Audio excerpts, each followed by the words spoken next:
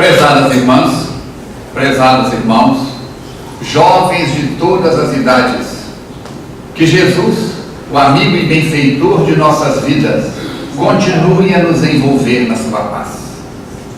Os espíritas belgas ofereceram a Madame Kardec a possibilidade de colocar no cemitério de Père-Lachaise um dolmen, um túmulo em homenagem ao codificador da doutrina espírita, que havia sido enterrado inicialmente no cemitério de Montmartre, e eles desejavam fazer uma homenagem ao mestre de Lyon, e fizeram porque Allan Kardec fora sacerdote druida naqueles dias longínquos das Gálias druidinenses.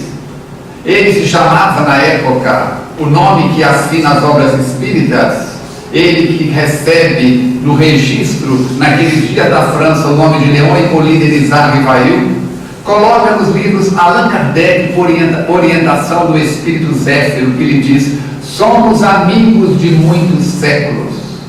Tu vivestes aqui nas Gálias, e te chamavas Allan Kardec. Eras vegetariano e adoravas ao Deus Dispater, realizando as suas cerimônias aos pés dos carvalhos centenários.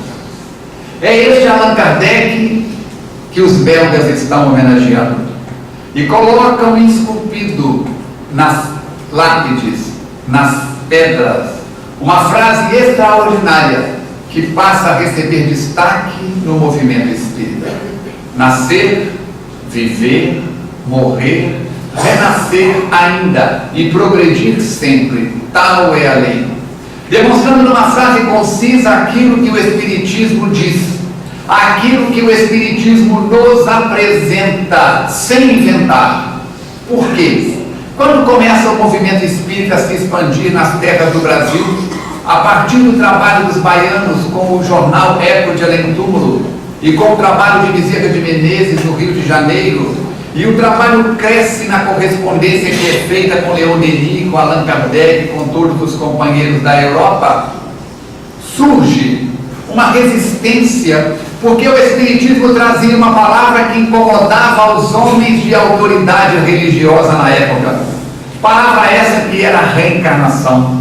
Conforme está em nosso livro Perda de Pessoas Amadas, esta palavra foi retirada dos cânones do cristianismo baseado na Igreja de Roma, porque determinada criatura consorcia-se com a autoridade máxima do país, e porque ela havia dedicado uma época da sua vida, pela sua beleza, pelos seus dotes de sedução, a ser uma mulher cortesã. As suas colegas, lá da área profissional, da área da vida equivocada, diziam que ela na próxima encarnação seria castigada, que o título de autoridade temporal não lhe tiraria a pecha de ter comercializado o corpo. Ela então pressiona o marido, que pressiona a autoridade, as autoridades que pressionam o clero, e a palavra reencarnação, que era comum e é muito bem apresentada por Jesus em o Novo Testamento, quando ele está no Monte Tabor e conversa com Elias e conversa com Moisés, realizando uma reunião mediúnica. Alguém que está encarnado, conversando com dois espíritos fora da carne. O que nós fazemos em nossos centros espíritas? Assim, quando ele desce a montanha, acompanhado de 3 discípulos, que são aqueles que acompanham mais de perto o trabalho extraordinário do Mestre, João, Tiago e Simão / Jonas, eles perguntam ao Mestre: Mestre, não narram a voz dos profetas que era necessário que Elias voltasse antes de ti, antes daquele que tem a missão de espalhar a boa nova?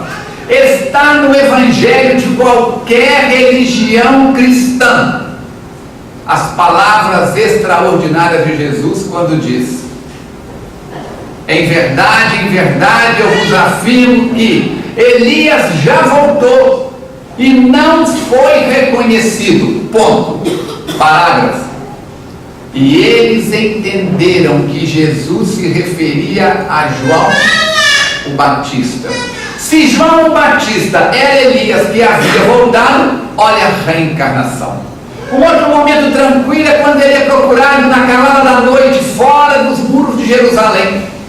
É procurado por um dos homens mais inteligentes da época. E este homem é Nicodemos, bem Nicodemos, que procura Jesus para indagar-lhe, para retirar das palavras do mestre orientação para a sua vida como sacerdote no templo de Jerusalém. E ele pergunta a Jesus: mestre, o que é necessário para entrar no reino de Deus?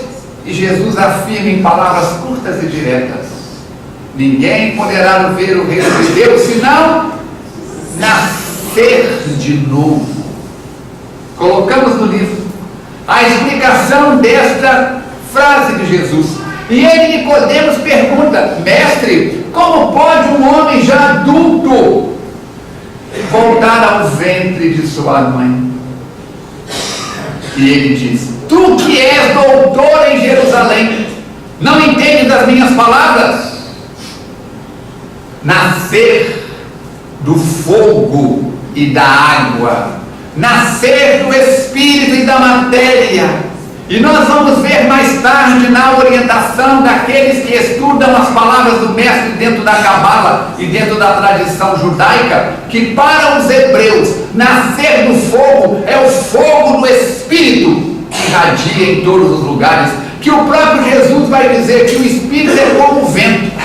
Ninguém sabe de onde veio, ninguém sabe para onde vai, mas podeis sentir a sua presença. Quando o vento se manifesta, até o vento que está começando a aparecer, que é Juiz de Fora, está esfriando, não é isso? A gente sente, arrepia, sente a sensação dele a visitar o nosso corpo. Nós vamos ver que hoje, com a física quântica que foi citada pelo companheiro, com o trabalho extraordinário destes homens e mulheres dedicados à pesquisa do conhecimento da matéria, da energia radiante e das suas consequências, nós vamos ver que nascer da água seria aquilo que está acontecendo na intimidade do organismo feminino durante a fecundação. O corpo em formação, desde a célula primária até a multiplicação e a formação semicompleta aos 9 meses, está dentro de um fluido, uma água, que tem o pH exato da água do mar. Quando a bolsa explode e o sinal vem de que ia chegar no momento do nascituro vir ao mundo nos encarnados, aquela água que sai tem o pH da água do mar, onde a vida começou, onde a vida se manifestou pela vez primeira. Dessa forma nós vamos observar que dizem os físicos quânticos que no momento da concepção se faz movimentar uma energia extraordinária, que seria como ribombar de toneladas e toneladas de descargas elétricas ou de dinamite. Quando, pois, o espírito se funde ao corpo físico no processo da fecundação, e por isso o Espiritismo tem uma campanha contra o aborto, anti o aborto, porque conforme aprendemos em O Livro dos Espíritos, é neste momento que se dá a concepção. Dessa forma podemos aprender todos. Esse mecanismo constante de crescimento, de mudança, de transformação, nascer, viver, morrer, progredir, sempre, renascer ainda, é a lei, não importa a sequência, uns apresentam a vírgula aqui, outros acolá, é a continuidade. A reencarnação não é invenção do senhor Allan Kardec,